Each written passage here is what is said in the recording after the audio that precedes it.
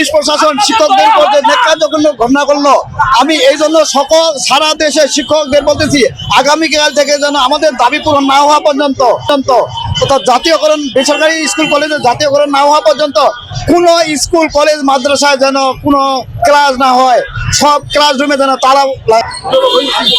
সকাল থেকে আমাদের আন্দোলন শান্তিপূর্ণভাবে চলছিল। হঠাৎ এই ফ্যাসিস্ট পুলিশ এসে আমাদের উপর হঠাৎ জল খাবার নিক্ষেপ করলো, লাঠিচার্জ করলো, প্রধানী গাছ নিক্ষেপ করলো, সাউন্ড গ্রেনেড ছুড়লো। আমাদের অনেক শিক্ষক হতাহত হয়েছে, রক্তাক্ত হয়েছে।